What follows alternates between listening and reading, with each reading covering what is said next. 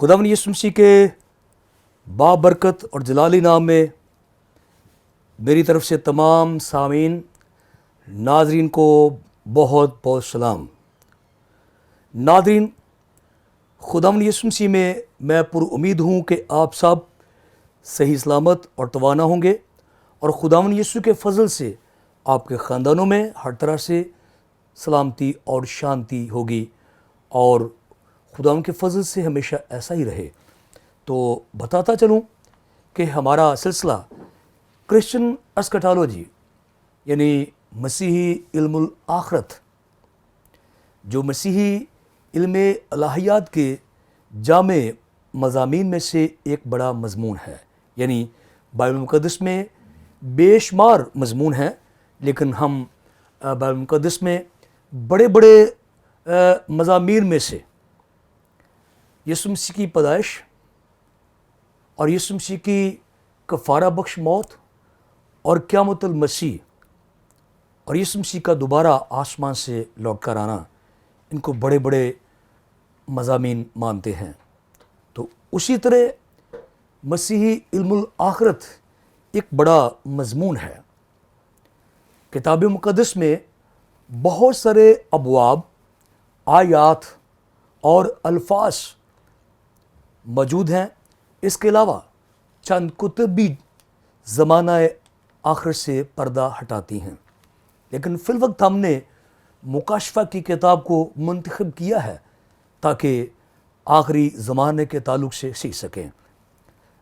अगर आप बाकायदगी के साथ PMI TV देख रहे हैं और सिलसिलावार मुकाशफा की तफसीर सीख रहे हैं तो आपको याद होगा कि हमने बड़ी तफसील के साथ मुकाशफा की किताब, उसके पहले बाब में से तमाम आयात, अल्फाज और बयानात को सीखा और जाना। और अब हम खुदाम के फजल से दूसरे बाब में से सीख रहे हैं और अब तक हमने दो कलीसियाओं के ताल्लुक़ से यानी इफिसस की कलीसिया और स्मुरना की कलीसिया के ताल्लुक़ से बड़ी तफसील से सीखा है। और अब हम इन 7 कलीसियाओं में से तीसरी कलीसिया यानी परगमन की कलीसिया के ताल्लुक़ से सीख रहे हैं। और आज हम खुदाम के फजल से मुकाशफा की किताब, उसका दूसरा बाब और उसकी 17वीं आयत के ताल्लुक़ से सीखेंगे। इस जगह पर कुछ इस तरह से मरकूम है, जिसके कान हों वो सुने कि रूह कलीसियाओं से क्या फरमाता है। जो गालिब आए मैं उसे पोशीदा मन में से दूंगा और एक सफ़ेद पत्थर दूंगा, उस पत्थर पर एक नया नाम लिखा हुआ होगा जिसे उसके पाने वाले के सिवा कोई ना जानेगा। आइए अपने सरों को झुकाएं, अपनी आंखें बंद करें और दुआ मांगें। खुदावंद कादिर मुतली खुदा, मैं अपने आप को तेरे कदूस हाथों में देता हूँ। कोई इंसान अपनी अकल से, मंतिक से, सोच से, इरादे से, ताकत से, अल्फाज से, इल्म से तेरे कलाम को बयान नहीं कर सकता जब तक तेरी तरफ से खुसूसी फजल अनायत नहीं होता। और खुसूसन मुकाशफा जैसी किताब को ए खुदावन बग़ैर तेरे पाक रूह के बयान नहीं किया जा सकता और ना समझा जा सकता है। इसलिए मैं सबसे पहले अपने आप को तेरे कदूस हाथों में देता हूँ और फिर तमाम सामीन नादरीन को तेरे पाक हाथों में देता हूँ। जो कोई इस वक्त तेरा कलाम सुन रहा है, देख रहा है, यीशु के कदूस नाम से जिस्मानी बीमारियाँ, नफ्सियाती बीमारियाँ, रूहानी बीमारियाँ यीशु के कदूस नाम से दफ़ा दूर हो जाएं और सुने और समझें, बरकत पाएं, अमल करें मसीह खुदाम के वसीले से, आमीन। तो नाज़रीन, खुदाम के फजल से आज हम परगमन की कलीसिया, जो कि एशिया कूच की 7 कलीसियाओं में से एक कलीसिया है, इसकी आखिरी आयत इस कलीसिया की آخری آیت جو ہے وہ سیکھنے جا رہے ہیں، یعنی 17ویں آیت. یعنی ہم نے 7 کلیسیاں پوری نہیں کی. پرگمن کے کلیسیا کے تعلق سے بتا رہا ہوں کہ اس کی جتنی بھی آیات ہیں 17ویں آیت اس کلیسیا کی آخری آیت بنتی ہے. تو اس کے تعلق سے جو ہے آج ہم سیکھنے والے ہیں.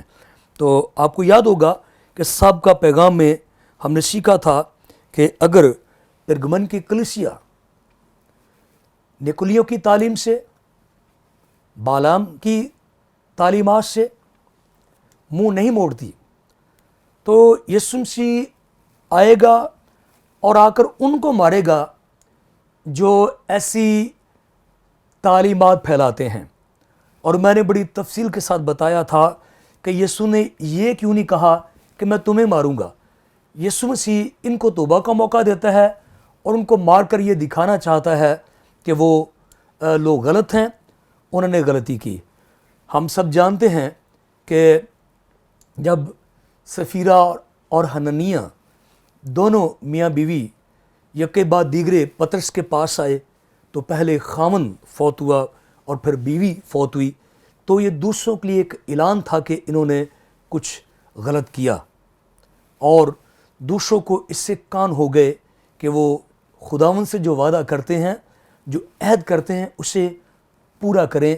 تمام کلیسیا میں یہ واقعہ پھیل گیا.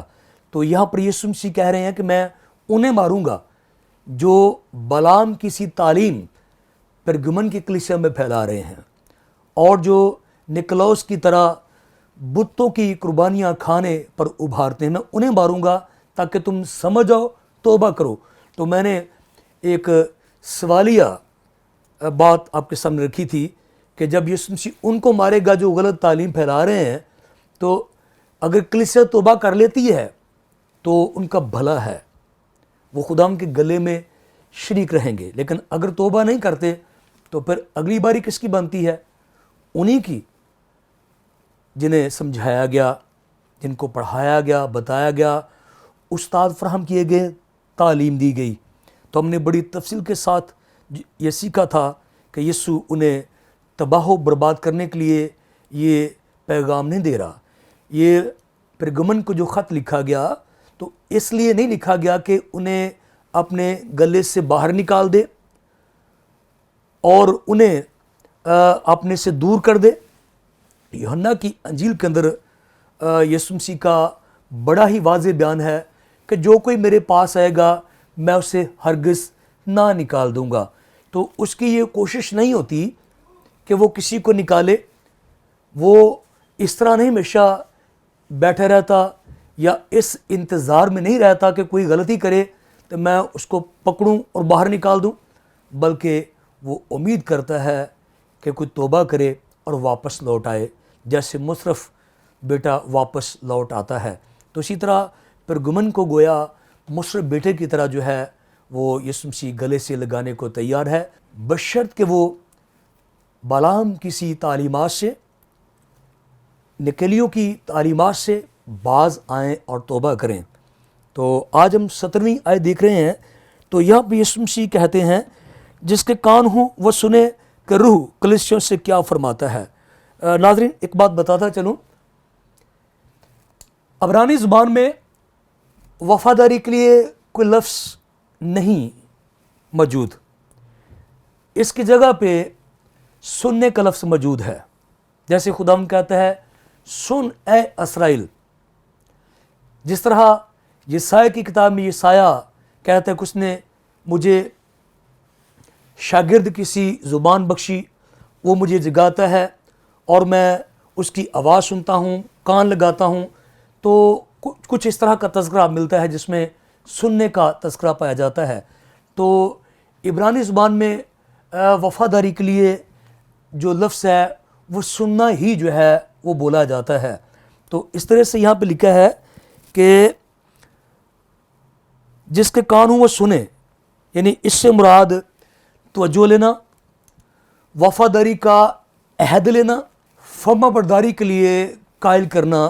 تو یہ الفاظ استعمال ہوتے ہیں کہ جس کے کان ہوں وہ سنے، پوری توجہ کے ساتھ، دھیان کے ساتھ اور دلی عہد کے ساتھ، اور اتنی توجہ کے ساتھ کہ کچھ اور سنائی ہی نہ دے، تو ہمیں ہمیشہ خداوند کی آواز بڑی فرما برداری کے ساتھ، بڑی وفاداری کے ساتھ، اگر آپ امثال کی کتاب پڑھیں جو کہ سلیمان نے لکھی ہے، اس کے اندر بار بار سننے کا بڑا تذکرہ پایا جاتا ہے۔ اے میرے بیٹے، میری باتیں سن، میری تعلیم سن، میری باتوں پہ توجہ کر۔ تو یہاں پر خداوند یسوع مسیح کہہ رہے ہیں کہ جس کے کان ہوں وہ سنے کہ روح کلیسیوں سے کیا فرماتا ہے۔ کانوں سے مراد، پھر وہی بات کروں گا، وفاداری ہے، پوری توجہ ہے کہ جب یسوع مسیح یہاں پہ بات کر رہے ہیں تو ہم دائیں بائیں آگے پیچھے ادھر ادھر نہ دیکھیں اور کم تر باتوں کو ترجیح نہ دیں۔ جب وہ علیم کل، بصیر کل، سمیع کل، خالق کل کلام کر رہا ہے، بول رہا ہے، روح قدس بول رہا ہے، تو پھر ہمیں توجہ کے ساتھ وہ کلام سننا ہے۔ تو یہاں پر ہم پڑھتے ہیں جس کے کان ہوں وہ سنے کہ روح کلیسیوں سے کیا فرماتا ہے۔ اور میں یہ بھی بڑی تفصیل سے آپ کو بتا چکا ہوں کہ ان لوگوں کے لیے جو روح القدس کو صرف ایک قوت مانتے ہیں، ان کے لیے یہ تعلیم جو ہے وہ بڑی واضح اور شفاف اور صاف ہے کہ روح القدس فرماتا ہے تو شخصیت فرماتی، جیسے میں ابھی بتا رہا تھا، یسوع مسیح خود کہتے ہیں کہ میں فرما رہا ہوں۔ بائبل مقدس میں خداوند خدا کے بارے میں لکھا ہے، خداوند خدا یوں فرماتا ہے۔ تو روح القدس یہاں لکھا ہے کہ روح القدس کلیسیوں سے کیا فرماتا ہے۔ تو رسولوں کے اعمال کی کتاب کے اندر بھی ہمیں بار بار روح القدس کا تذکرہ ملتا ہے، اور روح القدس گائیڈ کرتا ہے، اصلاح دیتا ہے، مشورہ دیتا ہے، منع کرتا ہے اور دلوں کے بھید ظاہر کرتا ہے۔ تو اس طرح سے یہ خام خیالی دل سے نکال دینی چاہیے کہ روح القدس کو قوت ہے، اور ہمیں بڑے محتاط ہونا چاہیے۔ کبھی کبھی ہم اس طرح روح القدس سے مخاطب ہوتے ہیں جیسے وہ کوئی ہم سے چھوٹا ہوتا ہے یا جیسے کوئی پاور ہوتی ہے۔ نہیں، وہ شخصیت ہے، اور روح القدس خدا ہے، اور مسیحی عقیدے اور تعلیم کی یہ خوبصورت ترجمانی ہے خدا باپ، بیٹا، روح القدس۔ یہ تثلیث فی التوحید کے 3 اقانیم ہیں جن میں خدا باپ، خدا بیٹا، خدا روح القدس، یہ غیر منقسم ہیں، یہ تقسیم نہیں ہو سکتے، اور ان کا جوہر ایک ہے۔ اس لیے کبھی بھی ہمیں اس غلط فہمی کا شکار نہیں ہونا چاہیے کہ خدا خدا ہے اور یسوع شخصیت ہے، لیکن روح القدس جو ہے وہ ایک قوت ہے۔ روح القدس قوت نہیں ہے بلکہ شخصیت ہے، اس لیے لکھا ہے کہ روح القدس کیا فرماتا ہے۔ تو آگے سنیے کہ پاک روح کیا فرما رہا ہے۔ جو غالب آئے، اور میں تفصیل کے ساتھ یہ سابقہ پیغام میں بتا چکا ہوں کہ غالب آنے سے مراد یہاں پر کوئی انسانی مسائی، انسانی طاقت یا انسانی زور نہیں ہے کہ ہم خود کو پاک رکھ سکیں، ہم خود کو مقدس بنا سکیں، ہم اپنے جوش، جذبے، طاقت، عمل یا کسی انداز سے ہم گناہوں پہ، بدیوں پہ، ناپاکیوں پہ، ناراضگیوں پہ غالب آ سکے، ایسا ممکن نہیں ہے۔ اگرچہ یہاں پہ الفاظ ایسے ہی آپ کو دکھائی دے رہے ہیں، لیکن جب ہم اناجیل اربع اور خطوط کا، یعنی وہ خط جو رسولوں نے لکھے، خصوصاً رومیوں کے نام جو خط ہے، آپ پڑھیں تو غلبے کا مطلب بدل جاتا ہے۔ غلبے سے مراد جو ہے وہ خداوند کی فرما برداری ہے، تابع ہونا ہے، فضل کو جاننا ہے، صلیب کو جاننا ہے، یسوع کی کفارہ بخش موت کو جاننا ہے۔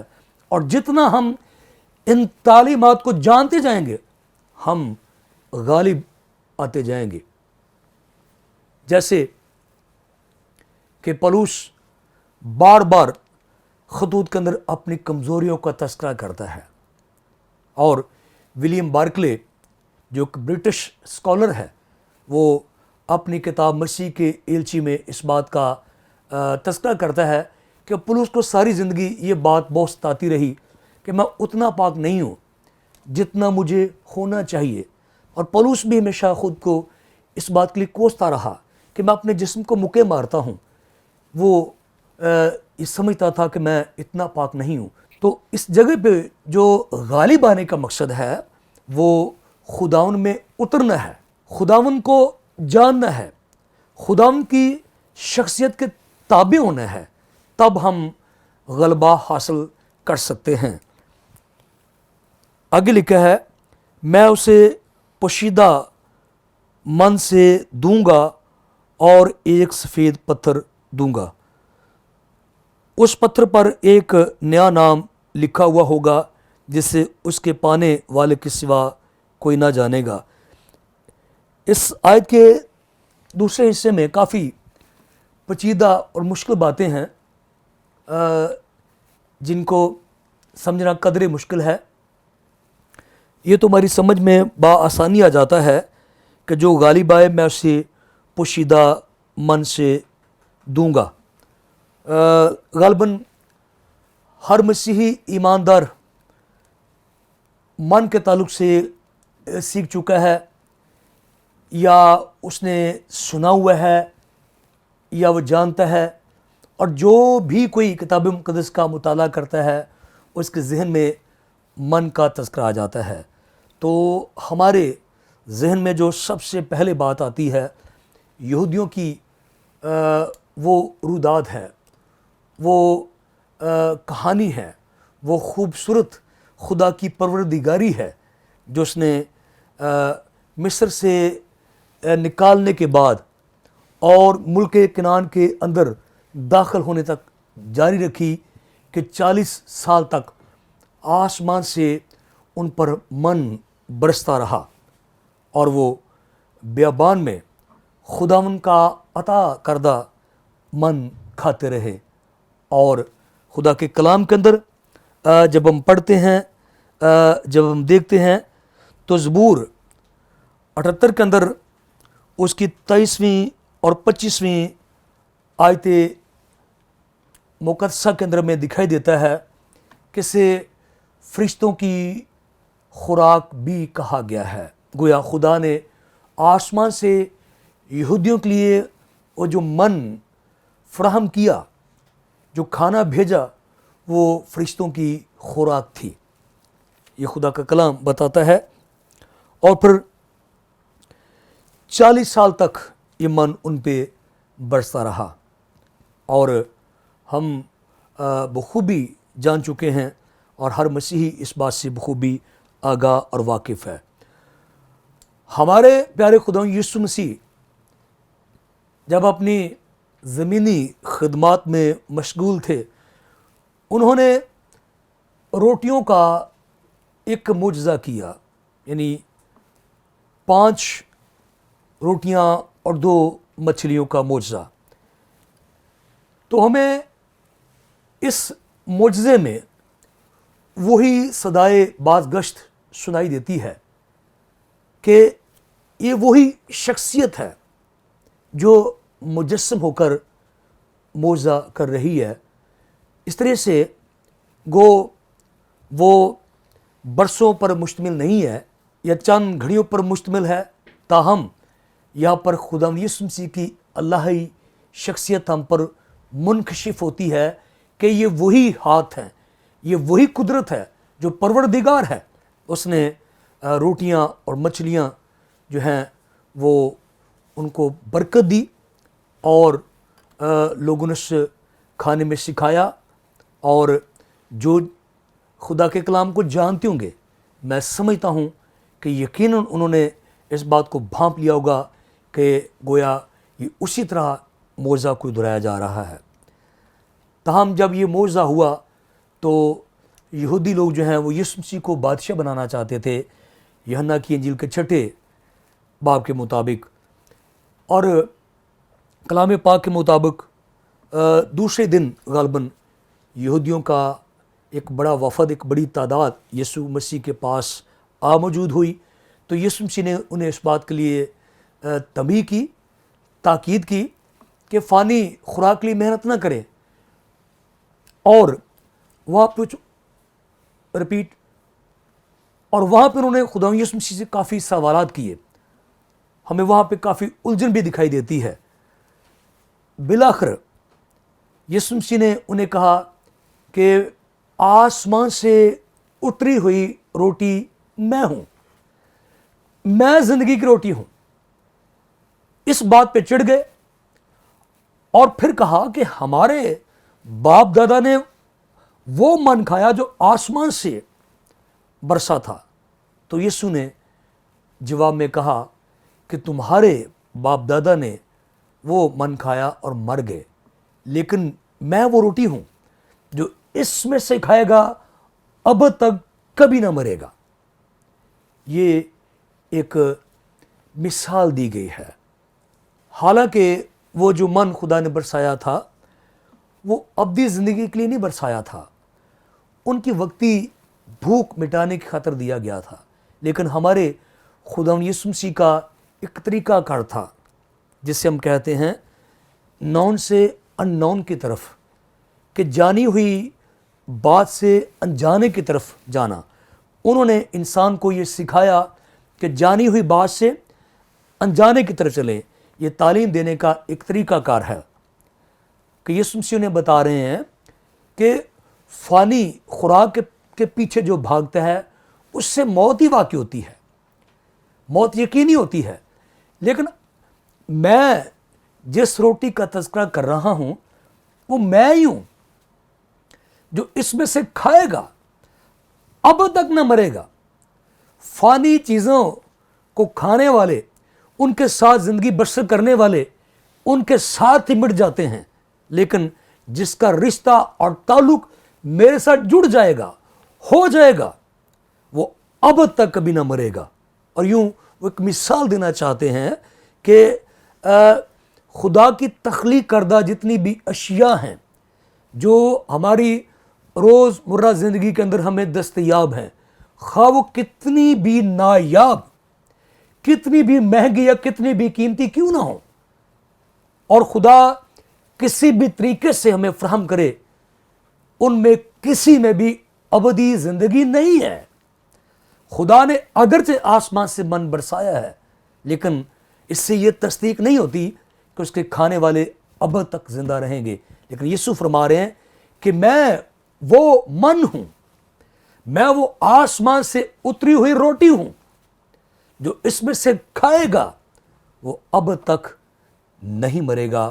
ہم بخوبی جانتے ہیں کہ یسوع کسی جسمانی روٹی کی بات نہیں کر رہے، اس تعلق کی بات کر رہے ہیں، اس اتحاد کی بات کر رہے ہیں، اس ریلیشن کی بات کر رہے ہیں جو یسوع سے ہو جاتا ہے، جڑ جاتا ہے. جیسا کہ یوحنا اسی انجیل جلیل کے اندر اعتراف کرتا ہے اور روح القدس کی ہدایت سے، الہام کی روح سے یہ بات ہمارے سامنے رکھتا ہے کہ خدا نے دنیا سے ایسی محبت رکھی کہ اپنا اکلوتا بیٹا بخش دیا تاکہ جو کوئی اس پر ایمان لائے ہلاک نہ ہو بلکہ ہمیشہ کی زندگی پائے. بیٹا بخش دیا، اگر ہم یہاں پہ یہ کہہ لیں کہ ابدی زندگی کی روٹی بخش دی گئی تو یہ کوئی غلط بات نہ ہوگی. تو یسوع مسیح وہ من رکھتے ہیں جو کھانے سے انسان اب تک نہیں مرتا. تو کیا یہ کلیسیا نے من حاصل کیا؟ کیا وہ اب تک جینے کے لیے تیار ہو گئے؟ یہ سارا کچھ سننے کے لیے، جاننے کے لیے دیکھتے رہیے PMI TV. خدا آپ سب کو بہت ساری برکت دے. آمین.